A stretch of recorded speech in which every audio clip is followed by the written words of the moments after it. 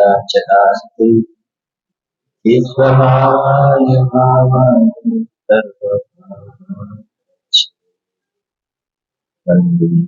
सर्वसिद्धि मम चलमणोमते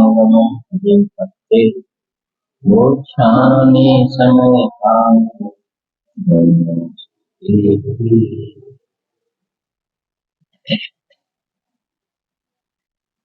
भरत क्षेत्र के समर्थ आचार्य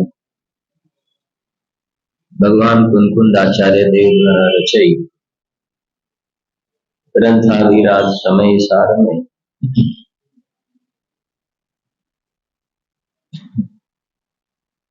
31 नंबर की गाथा है। गाथा का पाठ करते हैं। करेंद्रिय जय ज्ञान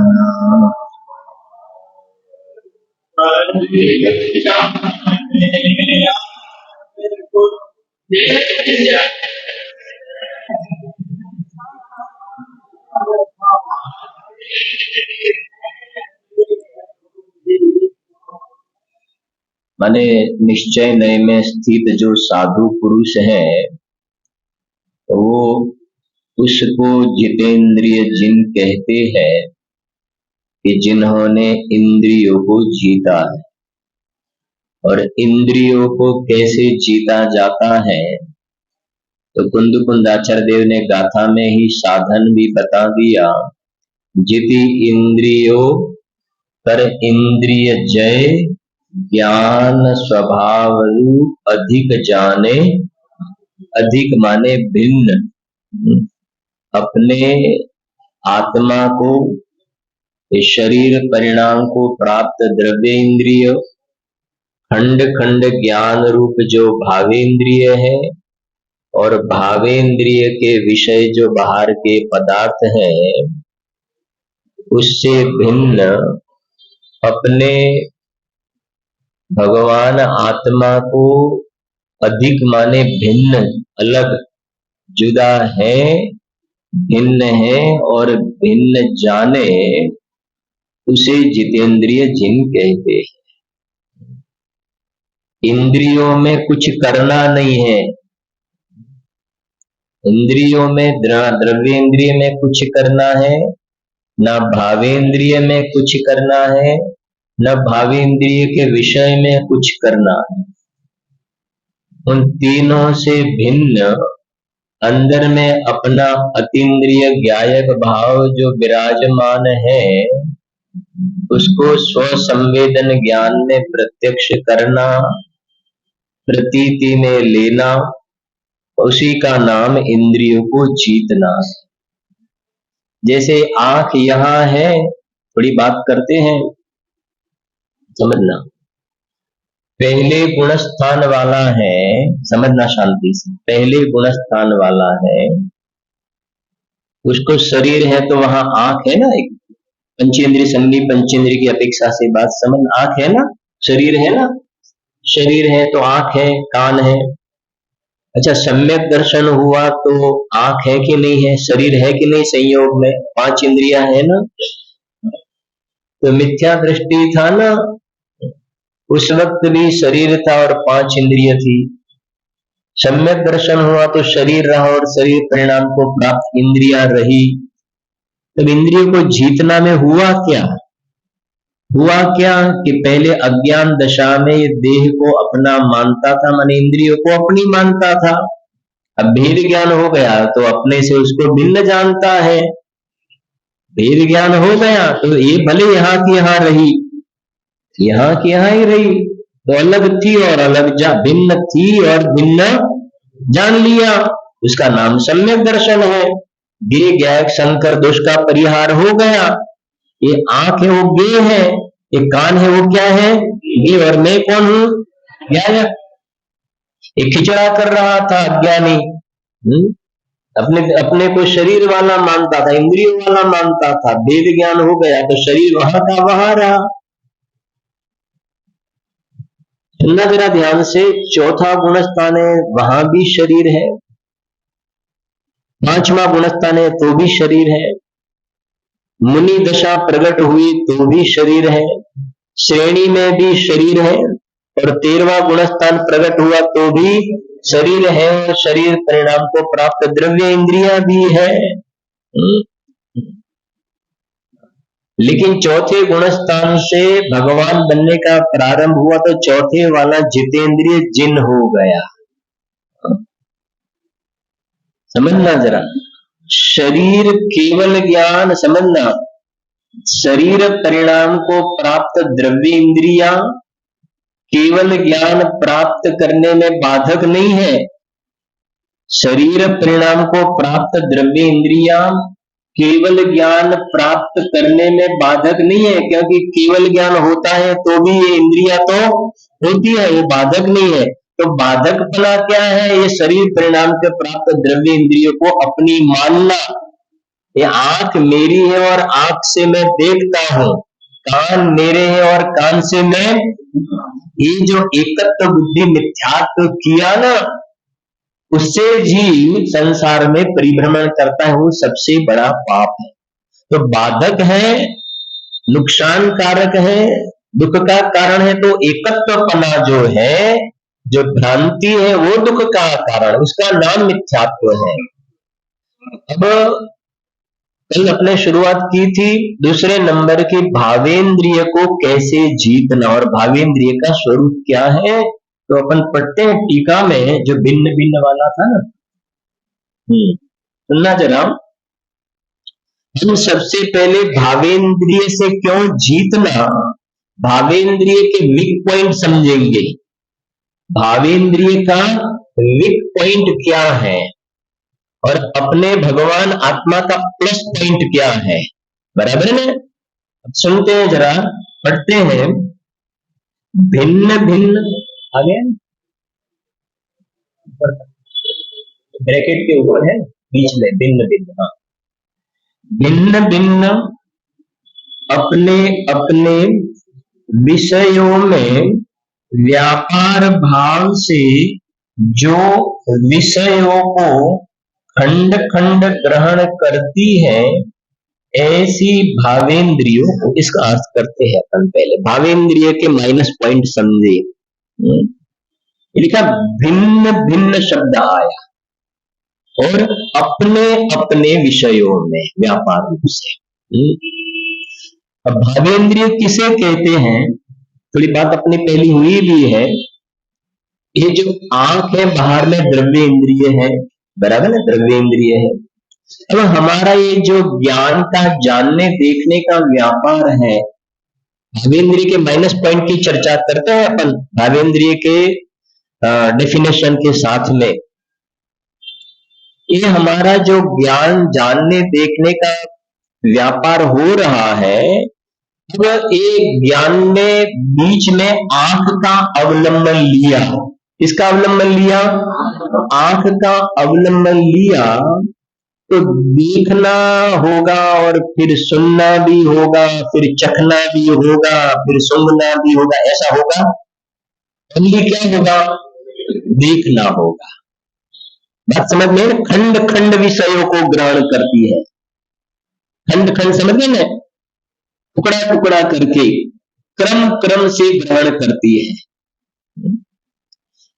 ये ज्ञान इंद्रियों का अवलंबन लेकर के व्यापार करता है, तो इस क्षयोक्षम ज्ञान को भावेंद्रिय बोलते हैं। फिर से मैं रिपीट करता हूं, जिसे इंद्रिय ज्ञान भी कहते हैं। क्या कहते हैं? इंद्रिय। ये है इंद्रिय, ये बाहर दिख रहा है वो इंद्रिय, और इंद्रियों का अवलंबन लेकर के जो ज्ञान का व्यापार होता है, उस ज्ञान को क्या कहते हैं? इंद्रिय ज्ञान। क्या कहते हैं? क्योंकि वो ज्ञान ने किसका अवलंबन लिया? इंद्रियों का। माने उस ज्ञान को इंद्रिय ज्ञान कहते हैं, अथवा उसको भावेंद्रिय भी कहते हैं। एक एक नाम फिर प्लस करते जाएंगे, 4-5 जो उसके नाम है प्रसिद्ध। इंद्रिय ज्ञान कहो या भावेंद्रिय कहो, एक ही बात है। तो इंद्रिय ज्ञान का माइनस पॉइंट ये है, भावेंद्रिय का माइनस पॉइंट ये है कि जब ज्ञान ये सुनने के द्वारा व्यापार करता है, कर्ण इंद्रिय द्वारा जो ज्ञान का व्यापार होता है, उस वक्त चखने का ज्ञान नहीं होता है, स्वाद का ज्ञान नहीं होता है। सुनने संबंधी कर्ण इंद्रिय संबंधी हमारा व्यापार है ना, उस वक्त चक्षु इंद्रिय संबंधी व्यापार बंद है, रसना इंद्रिय संबंधी व्यापार बंद है, कर्ण इंद्रिय घ्राणेन्द्रिय संबंधी व्यापार बंद है। जब हम भोजन कर रहे हैं, गुलाब जामुन खा रहे हैं, तो रसना इंद्रिय संबंधी ज्ञान का व्यापार है, लेकिन कर्ण इंद्रिय संबंधी व्यापार नहीं है, चक्षु इंद्रिय संबंधी व्यापार नहीं है।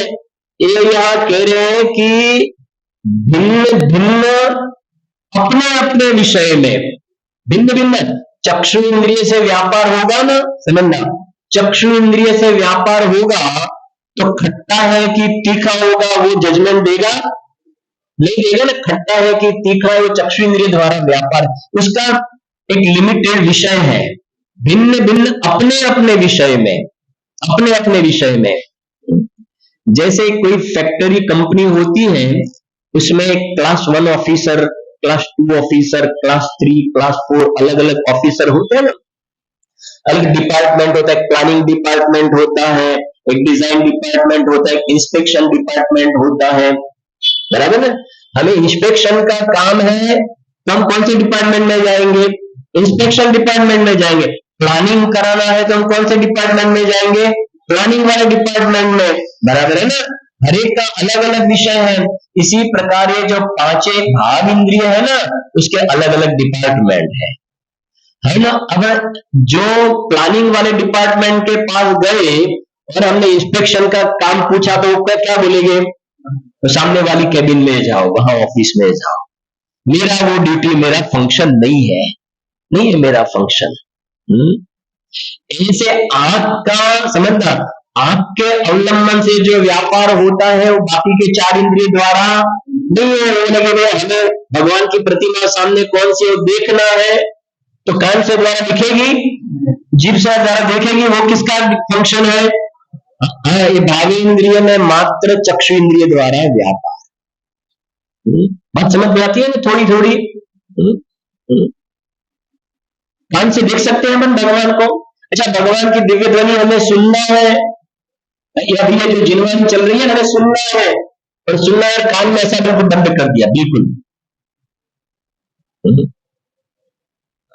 क्या आपको वो काम सौंप दो, सुनने का काम आंख का, जीव का काम, तो जीव और आंख सब क्या बोलेंगी? ये हमारा काम, ये एक काम किसका है? कर्णेंद्रिय संबंधी जो ज्ञान का व्यापार होता है उसका है, सुनने का फंक्शन उसका है। समझना जरा ध्यान से। माने ये जो भावेंद्रिय, समझ गए, ये द्रव्येंद्रिय है। भावेंद्रिय माने जिसे इंद्रिय ज्ञान कहते हैं, और हमारा क्षयोक्षम ज्ञान जो इंद्रियों का अवलंबन लेकर के व्यापार करता है। इसे समझना, इंद्रियों का, इंद्रिय संबंधी क्षयोक्षम ज्ञान, 5 इंद्रियों का जो विषय है ना, उसका व्यापार संबंधी क्षयोक्षम ज्ञान, उसे कहते हैं भावेंद्रिय। द्रव्य इंद्रिय और भावेंद्रिय में बहुत अंतर है। द्रव्य इंद्रिय है वो तो द्रव्य ही अलग है, वो तो द्रव्य अलग है, वो तो प्रमाण के बाहर वाली वस्तु है, तो वस्तु ही अलग है। द्रव्य इंद्रिय तो भाव इंद्रिय है, जैसे भाव कर्म बोलते हैं ना, पर भाव कर्म किसे कहते हैं? अपनी पर्याय में क्या होंगे? तो राग द्वेष कहाँ होते हैं? अपनी पर्याय में होते हैं ना, एक समय की पर्याय में राग में भाव कर्म, एक समय की पर्याय में ऐसे भाव इंद्रिय, फर्क ख्याल आ गया ना। भाव कर्म अपनी पर्याय में राग द्वेष होते हैं भाव कर्म, और भाव इंद्रिय, तो भाव इंद्रिय माने अपनी पर्याय में होने वाला ज्ञान, अपनी पर्याय में होने वाला ज्ञान, लेकिन परलक्षी ज्ञान, इंद्रियों का अवलंबन लेकर प्रकट हुआ ज्ञान, बस इतना समझना भावेंद्रिय में।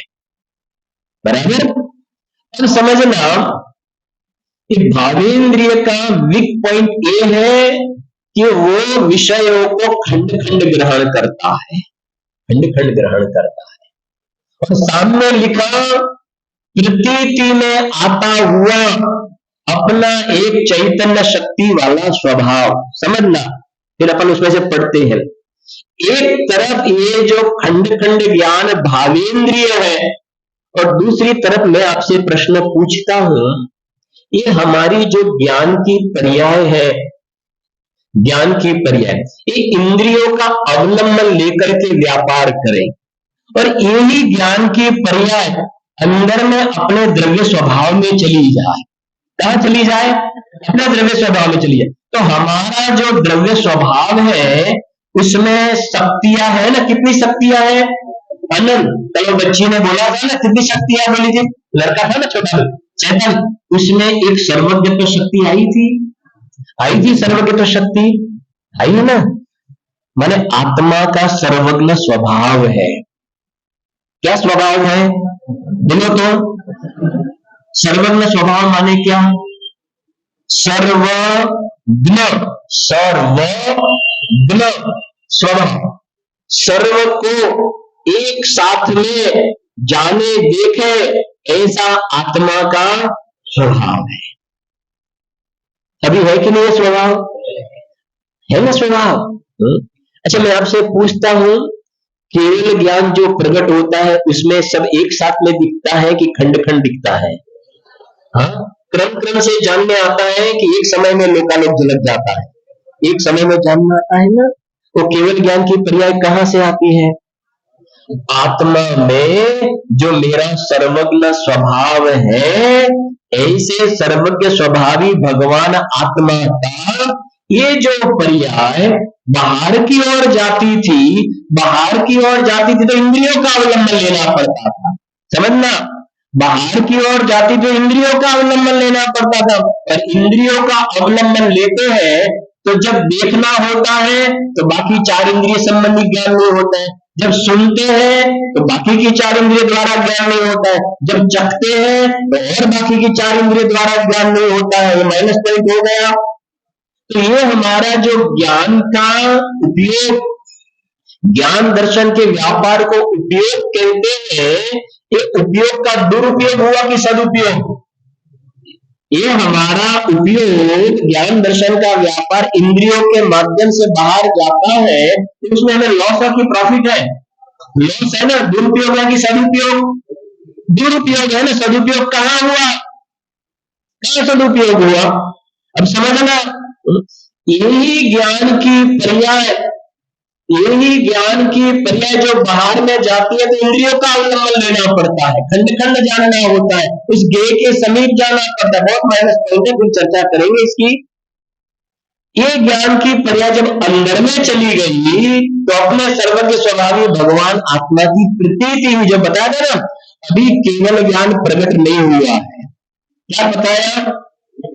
केवल ज्ञान प्रकट नहीं हुआ है, लेकिन सर्वज्ञत्व शक्ति की प्रतीति हुई। क्या बताया मैंने?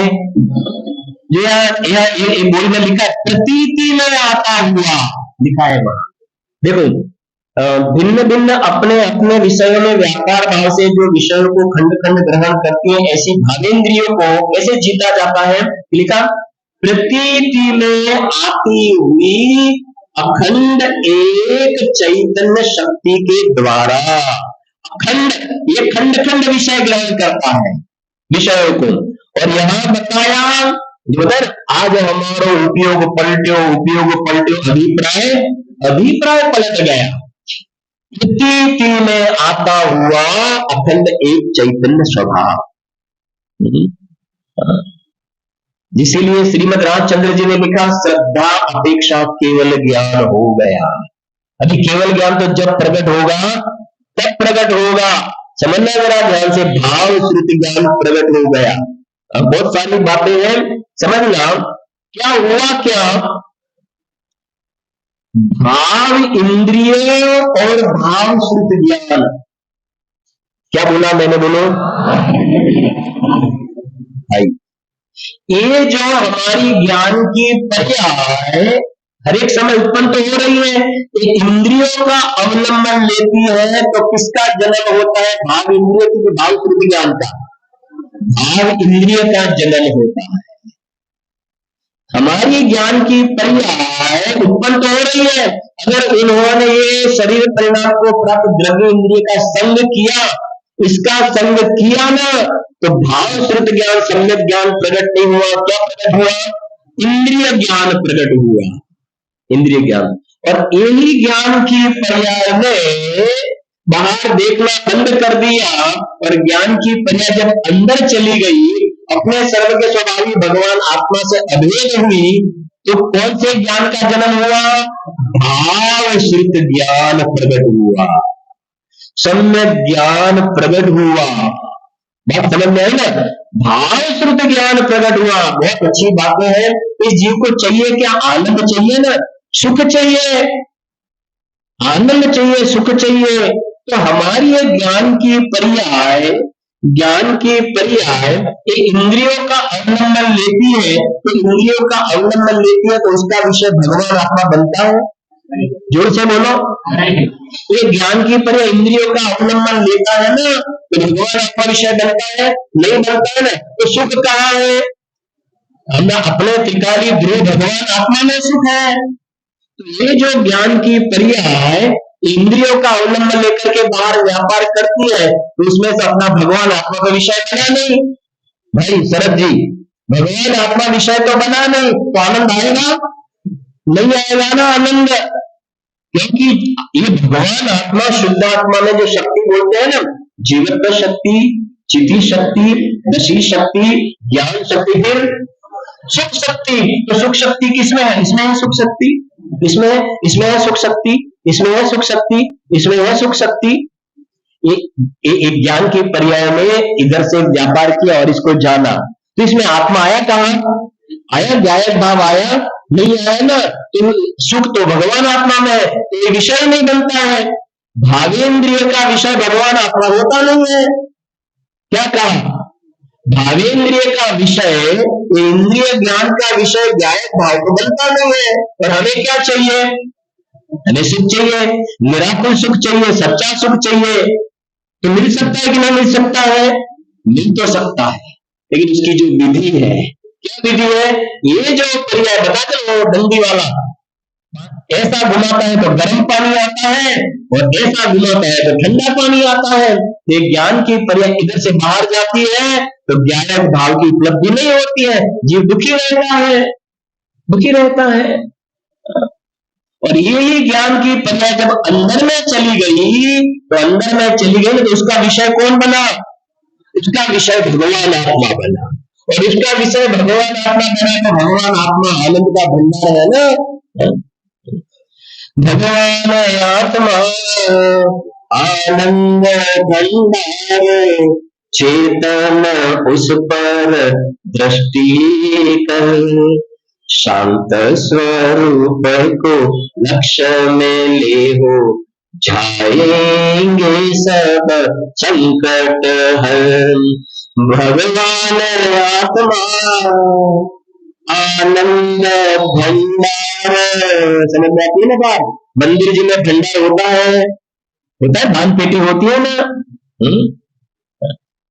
तो पहले जब मार्केट में लाते हो, उस वक्त खाली होती कि भरी हुई? फिर क्या होती है? फिर 6-6 महीने क्या करते हैं? फिर क्या होती है? और ये अनादि से भरा हुआ है ना, भरी तो अवस्था है। भगवान आत्मा आनंद भंडार, मात्र क्या करना है? चेतन उस पर दृष्टि कर। उसको भगवान बनाना नहीं है, ये तो अंदर में बना बनाया अनादि अनंत परमेश्वर रूप से विद्यमान है। 38 का था, मुट्ठी में रखा हुआ सुवर्ण को कोई ऐसे अपने परमेश्वर को ये जीव भूल गया है। इसके लिए कृपालु देव ने लिखा, अनंत काल थी आथड़ियो बिना भान भगवान। अंदर में अपना भगवान तो मौजूद है, लेकिन इस जीव को उसका पता नहीं है। हाँ? अब समझना जरा ध्यान से। अंदर में पर्याय अभेद हुई ना, तो कल बताया था ना, जब निज आत्म अनुभव आवे तब कछु हो गया, तो आनंद का स्वाद आया। जैसे बर्फ को हाथ में लिया तो हाथ अपने आप ठंडा हो गया, ऐसे पर्याय अंदर में गई ना, तो अंदर में गई उसी वक्त भाव श्रुत ज्ञान प्रकट हुआ, और भाव श्रुत ज्ञान प्रकट हुआ, फिर अंदर में विशेष जीव स्थिरता करता है, लीनता करता है, तो मुनि दशा अंदर से आती है। अंदर में से प्रचुर आनंद आया। चौथे गुणस्थान में आनंद की कणिका थी, पांचवें गुणस्थान में थोड़ा आनंद बढ़ा, मुनि दशा में प्रचुर आनंद आया, और अनंत दशा में अनंत सुख प्रकट हो गया। बात समझ में आती है ना? हमारे गुजराती में एग्जाम्पल हम देते हैं, जो हमारे घर से आगे जो छोटी नाली निकलती है ना पानी की, छोटी छोटी नाली, उसको वो अंदर में कचरा वगैरह आ जाए तो एक छोटी सी बोलते रखते, ऐसा ऐसा करने के लिए सरीका छोटा एक रखते हैं ना, हमारे यहाँ पावड़ी बोलते हैं। हाँ, एक होता है ना पावड़ी, छोटी होती है, और थोड़ा आगे थोड़ा कंपाउंड है, उसमें थोड़ा ज्यादा काम करना है तो बड़ा ऐसा होता है, उसको बोलते हैं पावड़ा, पावड़ा बोलते हैं, उसको पावड़ा बोलते हैं, बराबर। और खेतर वगैरह में, खेत वगैरह में जो बड़ा ट्रैक्टर के पीछे भी एक ऐसा लगता है बड़ा, वो बड़ा पावड़ा होता है, बराबर है। और एक जेसीबी आता है, वो पूरा अंदर में से थोक बंद उठाता है, समझ गए ना?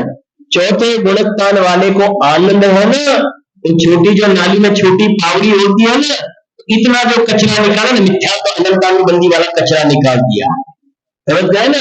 तो उतना पानी अंदर से बहना चालू हो गया ना, तो इतने अंदर आनंद की धारा की शुरुआत हो गई, और वही शुरुआत। फिर पांचवें गुणस्थान में आया ना, तो जो थोड़ा बड़ा पावड़ा होता है ना, तो और ज्यादा कचरा निकाल दिया, तो अनंतानुबंधी के साथ में अप्रत्याख्यान वाली कषाई भी गई, तो आनंद भी बढ़ा, और अंदर में स्थिरता की फ्रीक्वेंसी भी बढ़ी, फ्रीक्वेंसी भी बढ़ी, आनंद भी बढ़ा।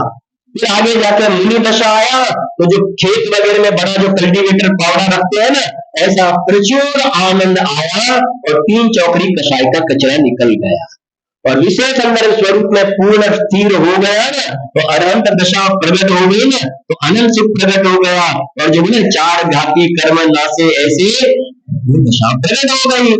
कैसे शुरुआत कहां से हुई? पूर्णता के लक्ष्य से शुरुआत हुई, सच्ची शुरुआत।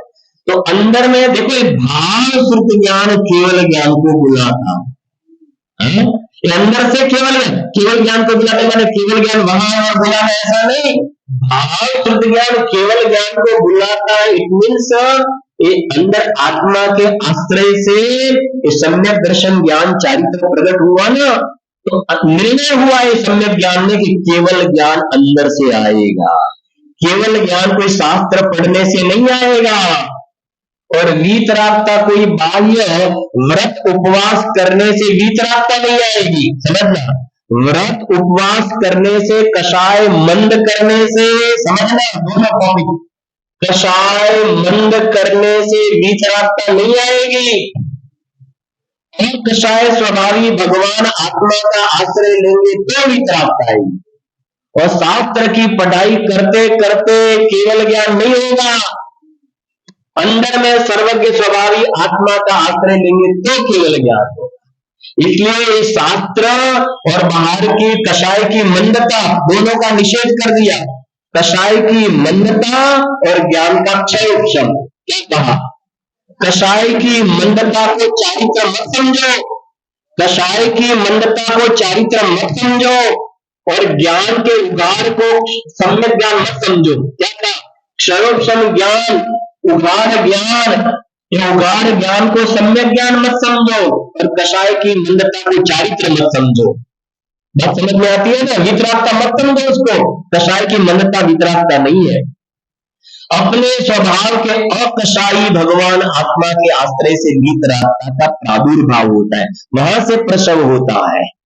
और केवल ज्ञान है सर्वज्ञपना भगवान आत्मा में से, जहाँ कारण अनुविधायी कार्याणि, वहां से केवल ज्ञान की पर्याय आती है। सर्वक्षम ज्ञान बड़े बड़े बड़े और केवल ज्ञान हो जाए, ऐसा नहीं होता है। इसलिए श्रीभूति मुनिराज थे ना, सबको मालूम है ना, है कहतु समास मुनि शिव भूति, आयो केवल ज्ञान रे जिनवान। कितना ज्ञान था, सर्वक्षम ज्ञान।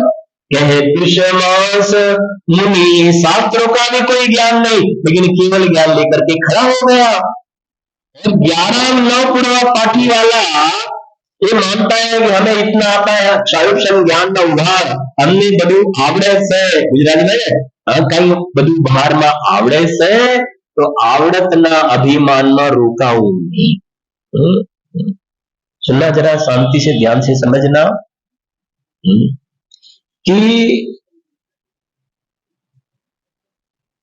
जो भावेंद्रिय से भेद ज्ञान क्यों करना है, ये द्रव्य इंद्रिय से तो बराबर, लेकिन ये भावेंद्रिय क्षयोक्षम ज्ञान उघाड़ ज्ञान से भेद ज्ञान क्यों करना? क्योंकि ये जो ज्ञान का माइनस पॉइंट ये बताया कि खंड खंड ज्ञान होता है। खंड खंड को क्या बोलते हैं आप? खंड खंड ही बोलते हैं ना, खंड खंड ही बोलते हैं ना। अखंड ज्ञान नहीं होता। जैसे केवल ज्ञान में एक समय में लोकालोक झलकता है, ऐसा इंद्रिय ज्ञान का नेचर नहीं है। अगर हमें इंद्रिय ज्ञान का ही रस आता है, उपादेय बुद्धि होती है, इंद्रिय ज्ञान से ही हम अपने को बड़े समझते हैं, तो कल ऐसा दिन आएगा कि ये जो 5 इंद्रिय में से एक इंद्रिय मिलेगी, इतना क्षयोक्षम है वो भी हीन हो जाएगा, और एक इंद्रिय 2 इंद्रिय में चला जाएगा। बात समझ में आती है ना? इंद्रिय ज्ञान में तुझे महिमा आती है, रस आता है, तो उसके फल में तो एक इंद्रिय में चला जाएगा। और इंद्रिय ज्ञान भावेंद्रिय से तू भेद ज्ञान करता है, ये मेरा स्वरूप नहीं है। भेद ज्ञान करके अंदर में प्रतीति में आता हुआ अखंड एक अपने सर्वज्ञ स्वभाव की प्रतीति करता है, और मोक्ष मार्ग में आगे बढ़ता है, तो भाव शुद्ध ज्ञान में से केवल ज्ञान प्रकट होता है। दोनों रिजल्ट ख्याल में आए ना? एक मार्कशीट में अभी वर्तमान में हमें ये सिचुएशन में है, वो सिचुएशन में हम सही पुरुषार्थ करते हैं, तो आगे मार्कशीट में क्या आएगा? केवल ज्ञान। अगर हम रंग पुरुषार्थ करते हैं और भावेंद्रिय में ही हमें रस आता है, क्षयोक्षम ज्ञान उगार ज्ञान से हम अपने को बड़े समझते हैं, तो मार्कशीट में क्या आएगा? एकेंद्रिय आएगा। हम अभी वो मोड़, ऐसा बोलते हैं ना, वो मोड़ पे खड़े हैं कि हमें समझे ना, हमारी पर्याय में केवल ज्ञान भी प्रकट कर सकते हैं, अगर उल्टे चले तो एकेंद्रिय में भी जा सकते हैं, ऐसे मोड़ पे खड़े हैं। इसलिए हमें पता होना चाहिए, क्योंकि देखो बहुत सारी बातें हैं कि लौकिक में जो उगार लोग बोलते हैं ना, वो हॉट सीट पर बिठाते हैं ना, सामने वाला प्रश्न पूछता है, वो आंसर देता है, वो सीट को कौन सी सीट बोलते हैं? हॉट सीट बोलते हैं ना, हॉट सीट। हॉट सीट माने समझ गए ना, गरम। हॉट सीट माने गरम। पूछने वाले को भी आकुलता, और जवाब देने वाले को भी आकुलता, उसको तैयार करना पड़ता है। एक सर्वक्षम ज्ञान का कोई भरोसा नहीं है, सही टाइम पर आंसर नहीं आता है। बोलते हैं ना, आप जो डिबेट वगैरह चलती है ना, अरे उस समय मुझे याद नहीं आया, बराबर है ना? और हमारा सेकंड, फर्स्ट नंबर से सेकंड नंबर आ गया, हमारी टीम हार गई। तब तैयार करके तो आए थे, यहाँ डिबेट में बोलना है, 5 पॉइंट तैयार करके आए थे और 4 पॉइंट बोले और फिर बैठ गए। अरे ये मेन पॉइंट तो नहीं गया, तो क्या तैयार करके आए थे ना? एक सर्वक्षम ज्ञान का नेचर ऐसा है, गद्दार ज्ञान है, ठगने वाला ज्ञान, इससे भरोसे मत रहना। सर्वक्षम ज्ञान में इंद्रिय ज्ञान का नेचर ऐसा है। चलो, और इंद्रिय ज्ञान के लिख पॉइंट बता रहे हैं हम, इसका क्या भरोसा? बोलते ना, उद्गल का क्या विश्वास, जैसे पानी बीच बतास। जैसे उद्गल का विश्वास नहीं है, ऐसे एक सर्वक्षम ज्ञान उगाड़ ज्ञान का भी कोई विश्वास नहीं है, नहीं है विश्वास।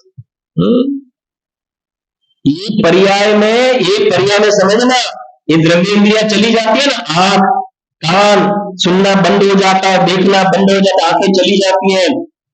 इसी प्रकार से इसी पर्याय में हमारे मेमोरी पावर खत्म हो जाता है। बुजुर्ग होते हैं ना, तो पूरा जीवन आपने देखा होगा, पूरा जीवन उसके लड़के का नाम समझो रमेश सुरेश नरेश, 3 लड़के हैं। तो जीवन भर पिताजी ने रमेश सुरेश रमेश सुरेश रमेश सुरेश कहता है ना, और लास्ट टाइम में कौन है कौन है, पापा मैं रमेश, पापा मैं कौन, मैं पहचाना नहीं, मैं पहचाना नहीं। समझ गए ना, पूरी जिंदगी रमेश सुरेश करके निकल गई, एक क्षण ज्ञान का भरोसा करने जैसा नहीं है। कोमा में चले जाते हैं, इसी भाव में कोमा में चले जाते हैं ना, चले जाते हैं, इसी बढ़िया में एक क्षण ज्ञान चला गए। मेडिकल में फर्स्ट आने वाले को भी हमने देखा है, उन्होंने प्रैक्टिस छोड़ दी, एनेस्थीसिया वगैरह देते हैं ना, एनेस्थीसिया तो देते थे, लेकिन अब अभी काफी उम्र हो गई, तो क्या अभी मुझे फर्स्ट आए मेडिकल में, लेकिन उन्होंने अब प्रैक्टिस छोड़ दी है, 70-80 साल के हो गए, छोड़ दी।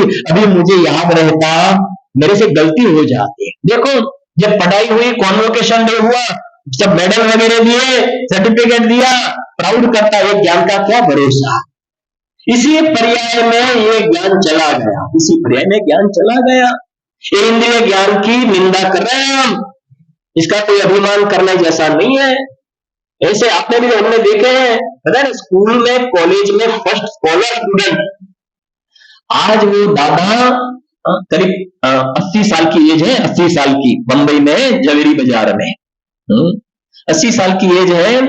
अब उनको ऐसा हो गया है, मेमोरी पावर लॉस हो गया है, अब बैठे हैं ना, ऐसे बैठे हैं, तो अपने बच्चे को बोलते हैं कि बेटा मुझे बिठाओ ना, मुझे बैठना है, बिठाओ ना, तो बोलते हैं कि पापा बैठे हो ना, पापा बैठे ही हो।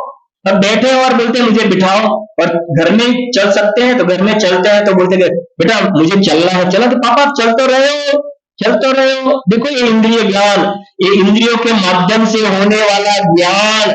मेरा स्कूल में फर्स्ट नंबर आया, मेरा सेकंड, ये माता बहनें बहुत परेशान है कि मेरा लड़का फर्स्ट आया, उनका सेकंड आया, और उनका फर्स्ट आया और मेरा थर्ड आया ना, तो बच्चे को डांटते हैं।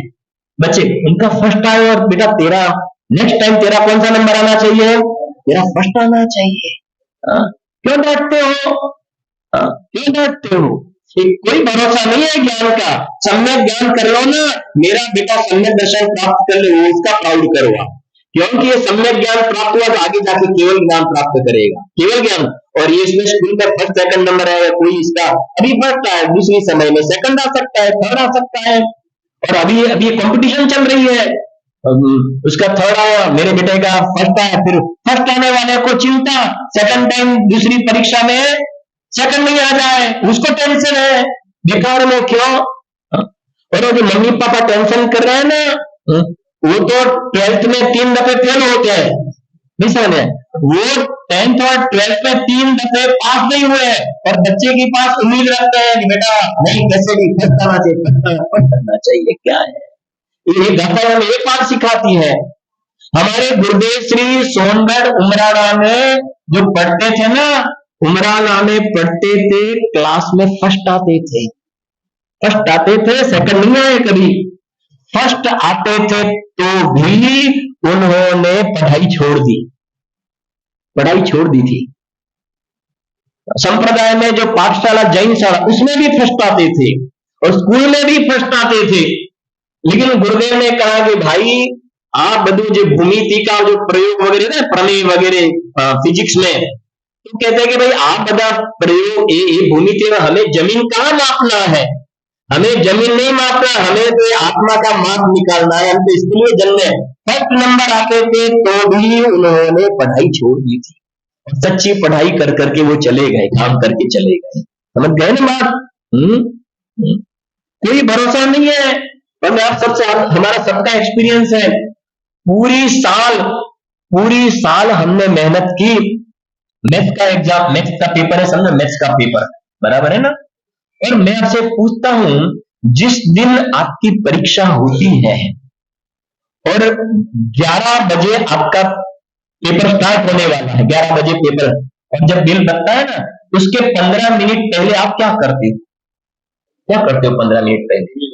रिवीजन करते हो। किसका? किसका रिवीजन करते हो? मैथ्स की सब फॉर्मूला वगैरह सब देख लेते हो ना, ऐसा ऐसा ऐसा फटाफट फटाफट फटाफट 15 मिनट में एक डंका बजा, 2 डंका बजा, और टीचर बोलते चलो आ जाओ, चलो आ जाओ, रख दो रख दो।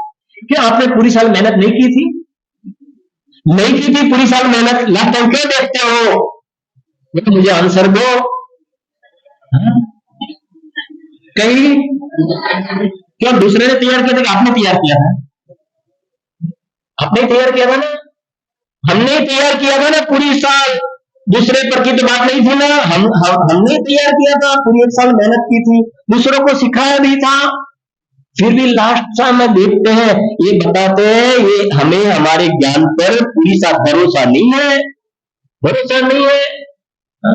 और रिजल्ट भी देखने में आता है कि अंदर जाते हैं और एक 10 मार्क का एग्जाम्पल होता है, उसमें बीच में फॉर्मूला में यहाँ माइनस आता है कि बीच में प्लस आता है, माइनस आता है कि प्लस आता है, बीच में माइनस की प्लस, उसमें पूरा टाइम निकल जाता है, और फिर माइनस की जगह प्लस करके बाहर निकलते हैं, और लोग बच्चे लोग से बेटा भाई बोलते हैं ना कि वहां तूने जो वहां माइनस आता है तूने प्लस गलत कर दिया। अरे अरे मैं, और फिर बोलते हैं तूने तो मुझे सिखाया था।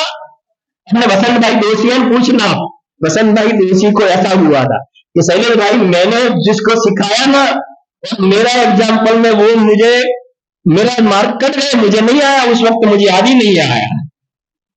मैं कहने का क्या चाहता हूं समझ गए ना, ये जैसे ये शरीर परिणाम को प्राप्त इंद्रियों का भरोसा करने जैसा नहीं है, ऐसे इंद्रिय ज्ञान, भावेंद्रिय ज्ञान, क्षयोक्षम ज्ञान, उघाड़ ज्ञान का कोई भरोसा करने जैसा नहीं है। अभी मैंने ये रुमाल यहाँ रखा है, मोबाइल यहाँ रखा है, और 2 मिनट कहाँ रखा, कहाँ रखा, अरे अभी तूने रखा है ना, इधर देखता है उधर देखता है उधर, कहाँ रखा, अपना हुआ था आईपैड कहाँ कहाँ रखा, कहाँ रखा, हाँ अभी तो रखा था भूल गए। बस इतने इतना ऐसे ज्ञान पर विश्वास करना चाहिए, विश्वास करना चाहिए जो ज्ञान हमें। हाँ? रत्नाकर श्रावकाचार्य में एक बात लिखी है, बहुत बढ़िया बात लिखी है रत्नाकर श्रावकाचार्य में, समझना। एक राजा था, राजा, उस राजा को दूसरे राजा ने बंदी करके अपने कैद खाने जेल में डाल दिया उस राजा, और वो राजा को जो बंदी खाने में है ना, उस राजा को, वो राजा जो राज कर रहा है, उस वो राजा, वो बंदी खाने वाले राजा को रोजाना मिठाई, नमकीन, अच्छी अच्छी मिठाई भोजन के लिए भेजता है। वो राजा को पसंद आएगी कि नहीं आएगी, खाने में मजा आएगी कि नहीं आएगी? क्यों नहीं आएगी मजा? क्यों नहीं आएगी मजा? हाँ? अरे वो बंदी गृह में राजा है, वो सोचता है कि मैं तो राजा हूं, पूरे नगर को रोजाना मिठाई खिलाना वो मेरा काम है, पूरे नगर को रोजाना मिठाई खिलाना मेरा स्वरूप है। आज मुझे बंदी खाने में बैठ करके ये खाना, ये मेरा नेचर थोड़ा है, इसमें मैं प्रसन्न थोड़ा हूं। इसी प्रकार से जो 5 पकवान हमारे यहाँ बोलते हैं, 5 प्रकार की स्वीट होती है ना, 5 पकवान, इसी प्रकार से ये चेतन राजा, जीव राजा, इंद्रिय ज्ञान बंदी गृह में पड़ा हुआ है, और इंद्रिय ज्ञान एक एक इंद्रिय द्वारा, समझ गए ना, एक एक, कभी स्पर्श का ज्ञान, कभी रस का ज्ञान, कभी घ्राण का ज्ञान, कभी चक्षु का ज्ञान, अलग अलग खंड खंड ज्ञान होता है। ये चेतन राजा तो सोचता है अरे मेरा स्वभाव तो ऐसा है, एक समय में पूरे लोकालोक को कवलित कर दूं, एक समय में पूरा लोकालोक में ग्रास करूं, ऐसी मेरी एक समय की पर्याय की ताकत, और अज्ञान के कारण मैं ऐसे बंदी गृह में पड़ा हुआ कि जिसे मेरे को ज्ञान को इंद्रियों की मदद लेकर के, हेल्प लेकर के जानना पड़ता है। ये मेरा स्वभाव नहीं है, इंद्रिया रहे तो भले रहे, लेकिन इंद्रियों का अवलंबन लेकर के जानना मेरा नेचर नहीं है। मेरा नेचर सिमंदर भगवान जैसा है, युगमंदर भगवान जैसा है, बाहु सुबाहु भगवान जैसा है। ये जो बीच तीर्थंकर विद्यमान विराजमान है, उनको शरीर परिणाम को प्राप्त इंद्रिया है, इंद्रिया भावेंद्रिया नहीं है। उनको क्या बताया? द्रव्य इंद्रिया है, भावेंद्रिय नहीं है, क्षण ज्ञान नहीं है। उनको कौन सा ज्ञान है? केवल ज्ञान है, क्षयिक ज्ञान है, खंड खंड टुकड़े टुकड़े जानना वो मेरा नेचर नहीं है। अब उन बीज तीर्थंकर को केवल ज्ञान प्रकट हुआ, भावेंद्रिय का अभाव होकर केवल ज्ञान प्रकट हुआ। तो केवल ज्ञान कहां से आया? अपने स्वभाव में से केवल ज्ञान आया। तो मुझे भी आज कमिटमेंट में कर रहा हूं कि ये अंदर में ज्ञानानंद स्वभावी जीव राजा के आश्रय से अतीन्द्रिय ज्ञान प्रकट करके इंद्रिय ज्ञान को नष्ट करके मैं भी मेरी पर्याय में कौन सा ज्ञान प्रकट करूंगा? केवल ज्ञान प्रकट। केवल ज्ञान अभी नहीं है, लेकिन सर्वज्ञ मेरा स्वभाव तो मौजूद है। केवल ज्ञान तो जब प्रकट होगा तब वेद ज्ञान की गाथा है ना, वेद ज्ञान की। वेद ज्ञान में दो चीज एग्जिस्टिंग चाहिए, होनी चाहिए। एक तरफ भावेंद्रिय भी मौजूद है, एक तरफ मेरा भगवान आत्मा भी मौजूद है। तो भगवान आत्मा और भावेंद्रिय, तो भावेंद्रिय से भिन्न प्रतीति में आती हुई जो अपन अपनी अखंड एक चैतन्य स्वभाव है, मैं अगर उसका अवलंबन लेता हूं तो अपनी पर्याय में भाव श्रुत ज्ञान प्रकट होता है। और अल्प काल में गुरुदेव श्री कहते हैं ना, जो बीज होती है ना, चांद की बीज, दूज बोलते क्या बोलते हो? दूज होती है। तो फिर दूज के बाद में क्या आएगी? फिर आगे लास्ट में पूर्णिमा होगी ना, पूर्णम होगा, पूर्णिमा होगी होगी और होगी, क्योंकि दूज हुई है तो पूर्णिमा होगी। ऐसे भाव श्रुत ज्ञान का, सम्यक ज्ञान का दूज प्रकट हुआ है, बीज प्रकट हुई, तो अल्प काल में केवल ज्ञान की पूर्णिमा होगी होगी और होगी। इस प्रकार से सभी आत्मा तीजी द्रव्येंद्रिय भावेंद्रिय, भावेंद्रिय से विषय से भिन्न अपने भगवान आत्मा की प्रतीति करके अपनी पर्याय में भाव श्रुत ज्ञान प्रकट करके अल्प काल में केवल ज्ञान प्रकट करे, ऐसी मंगल कामना के साथ अभी की बात समाप्त।